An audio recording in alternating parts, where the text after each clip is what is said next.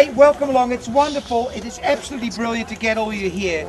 And what I liked most, two things I like most. Get out of here. Two things I like most. One is that the rain held off. Three things. Four things I like most. That the rain held off. The fact that there's heaps of people here and the kids are going to do a haka later on. I think that's great. Number three is that the community's chipped in, which I think is brilliant. And the fourth thing is that we have created here, no, you have, I've done nothing. Well, not really. I've been mucking around with wetters, I'll tell you about it in a moment. But what you have created is just the most amazing outdoor garden in the world. And the reason is very simple. It's local, it's Tangata Flora. You like that? I like that. You're not going to... No, yeah, here you go. Copyright out of the window, politicians nearby, here you go. So it's Tangata Flora, it's local native species. And I've talked to the kids before, get out of my way. And I talked to the kids before about why would you plant a garden here at school, and they all came up with the right idea. You protect your native plants, you get your native birds, you get your native bugs, and everything is starting to run the way it always has run for the last 80 million years in Aotearoa. When I arrived here this morning, there were two species of birds that were really prominent. One was the swallows diving over the fields and over our heads, getting all the sandflies and getting all the midges. And the second thing was Piwakawaka, the fantails that were going from the trees right around here, really inquisitive, looking at what we were doing. What we created here is a new little ecosystem. And it's very simple. This world has been going around its axis for 4.5 billion years. It's heated and cooled thousands of times. I don't care whether you believe in global warming or not. What I want to tell you is that this world survived without a carbon credit in sight.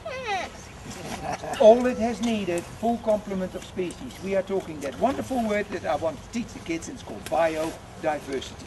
The diversity of life. If you've got a grassland without any diversity, nothing happens. If you start planting the stuff that we have done here, stuff starts to happen. You get your birds back, you get your bugs back, you get your creatures in the soil back, you get your soil fertility back, and so on and so forth. At the same time, the teachers have got an outdoor classroom, they can incorporate it into the curriculum.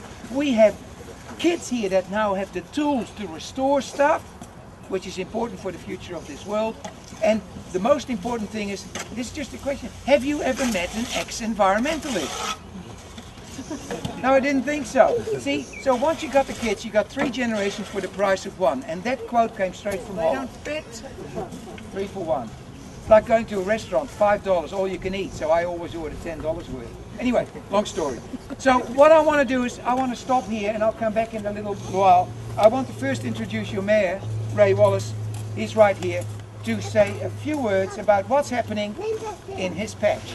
Ray, go for it. Koutou tēnā koutou katoa. Ladies and gentlemen, boys and girls, kia ora and good morning. Can I say a big good morning to the Apuni community. I've just recently come back from Tauranga, where I was sitting at dinner at a function giving out awards with Jim Mora of Mucking In. So all I can say is, Jim Mora, eat your heart out. What a turnout here this morning. And I think, you know, this shows the strength of community spirit here in Apuni. So I do want to acknowledge everyone that's turned up today. Now I do just have a couple of notes here, because I have to make sure that we do thank the wonderful people for today's celebration of the tremendous school makeover here at Apuni School. And I have to say the pathway and environmental classroom looks truly impressive. Just seeing it all here, and Roy and the team finishing it all off, what a fantastic effort it's been. Today with planting more than 600 native trees, kids. Well done. These are going to be trees and plants that's going to be able, you guys are going to have to look after though, you know. As we said, we want you looking after, because this is your place. And I think, as it says, this shows just what a strong community we have here in Apuni. And I think that the day would not have been possible, firstly, without the support of the Mazda Foundation and Project Crimson. So I'd like to ask to put your hands together for both those organisations, part of an important feature within the Apuni school environment. And I think that's really important, and it will stand as a testament to learning all about what Ruud's been talking about, our nature, our fauna, and our tangata flora.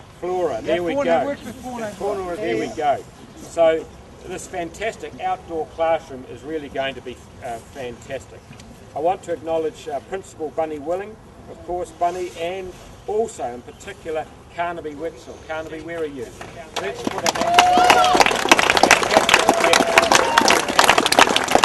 They were both instrumental, both Bunny and Carnaby, in putting this submission forward and talking to the team at the foundation. It's not easy. They expect a lot from their submissions, and talking to the team, they said the Apuni submission was an outstanding submission. So I really commend you ladies for the work that you've put in there. But everyone's work today, look, I've got a lot of other things there, but it really comes down to community. It is all about community, and the very fact that you're all here, you've given it your best shot, and what a fantastic effort. This is going to be great for generations to come. So when you youngsters get big and get married and have children, your children, I bet, will be able to come to this special place, and you'll be able to say that you've been part of this. You've made it happen. And so talking now particularly to the kids out there, you make sure you look after this place, because it is a special place. It's your place now. You've been part of building this special place. And to everybody today that's been involved, congratulations. What a fantastic effort. Let's give each other a great hand. Well done. But I just thought, no, I think you, you actually, I wonder whether you've been looking over my shoulder, you bugger, because that was absolutely brilliant. You put it all together. It's the community, it is all the people that sponsor it, and that's what it's all about. So very, very good, and you've got it in one. And also the future. It's to do with it Matariki, looking back, looking forward, and being right in the middle and grounded. I mean, this is the nice touch, Bunny. This is the lovely, I feel that is good fun. Anyway, Rotary. Let me tell you about Rotary. Let me wear another hat. I'm into Trees for Survival. I'm a patron of Trees for Survival, and Rotary has been doing that now for decades, as far as I'm concerned. In fact, Trees for Survival is really Rotary in drag. So it is actually quite cool. Quite a nice one, isn't it? It's quite cool to come onto the school and see a real Trees for Survival nursery right there in the corner, around the corner, and feeling the link already, the link of sponsorship and cooperation with the community, with Mazda Foundation, with Project Crimson, and with Rotary. So I would like to ask Paul from Rotary to come and say a few words on behalf of Rotary. Ladies and gentlemen, boys and girls, fantastic to be here. If I cast my mind back a few months, back to November, December last year I think it was, we as a Rotary Club have a focus on youth and on children in the Hutt Valley. And I was looking for a project to do this year, so I picked up the phone and I spoke to Bunny and said, "Hi Bunny, Paul here, how can we help?" Bunny said, "Well, it's funny you should call today. We are just in the process of being awarded a significant amount of money through the grant to be able to do a lot of planting, build a community pathway, and outdoor environmental classroom." Which he said, "I really don't know where to start." So, being a Rotary Club, I said, "Don't worry, we'll take it on." Without really knowing what it was that we were kind of letting ourselves in for. However, 7 months later, you can see the result. Many hours of planning with a fantastic team of Rotary members and community members. 3 or 4 full-on working bees. We've had a really tremendous result and outcome here. There's just a couple of things that I'd like to say. We have a very close and special relationship with the Apuni School, and I think that projects like this really do form those foundations. And it's just been a huge privilege and a huge pleasure to be working with Bunny and Carnaby and other people from the school.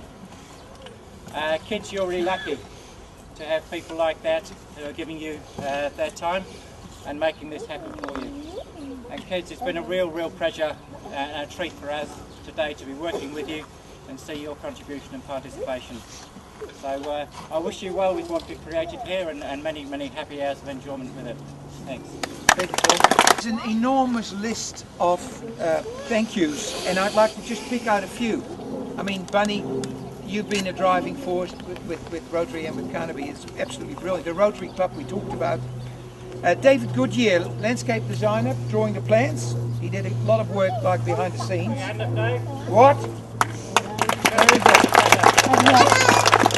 Good man. I thought you were over there. I thought never mind. I might have. Roy Cox. Is Roy here? Yeah, there's Roy. There you go. Here we are. He was nearly stuck in the concrete. That's right. Nicky Owers. Is Nicky here? There, Nicky. Yeah. Oh, good on you. See, those are the people, together with Paul Newson, Bernie Rush, and all the Rotary members that have actually been working here. So give them a big hand. That's what. Now, I haven't met Kevin the Tree Man yet because he could pair up with Ruth the Bug Man, and together we could make like Weta Motels, which, by the way, is quite an interesting combination. If you know how trees grow. The thing is, although initially I thought the male with his big inflated lower head I wasn't fitting, he didn't want to get in, so the first thing I did was bugger you. I put a girl in there, a female, and then he got in all right. There was no doubt. When you keep that close, then magical things may happen. Might not be for the kids' curriculum, but it will work. Whatever. Okay, so Kevin, thank you, and the school for providing the morning tea. That's absolutely brilliant too. Rewi Elliott from Otari Wilton Reserves and Richard Morgan from Greater Wellington Regional Council. Another important partner, the council, don't forget, the regional council. Dean Bowden and of course Ray Wallace for joining us today. And finally, Mazda. We talk about the Mazda Foundation. It's really cool to have a company based in New Zealand, head office in Auckland I suppose, that puts a lot of money into doing stuff like this. Just think about this. So it's environmental, it is social, it's humanitarian, it's all that. Now you can imagine that? Can you imagine? You've got the point of that? Now, how many companies that do that send their CEO out on the job with a spade and gumboots? This man is also the chair of the Mazda Foundation, Andrew Clearwater. I can smell those sausages cooking, but I have got a couple of thank yous as well. I want to thank, firstly, the local dealership, Stevens Motors. There's a number of the staff here been working flat out all morning on the spade, doing a great job. They've also provided that flash barbecue to cook the sausages. I'd also just like to mention, and Ruth mentioned our head office is in Auckland, but we do these school makeovers all throughout New Zealand. But our staff up in Auckland also love to get involved, and I've got 5 members of my staff flew down last night, and here they are working here today. So that's great as well. We started the foundation back in 2006 as a way for our company to put money back into community projects, and since then we've put just over 1.2 million back into various projects throughout New Zealand. A lot of it to do with schools, a lot of it to do with environmental projects.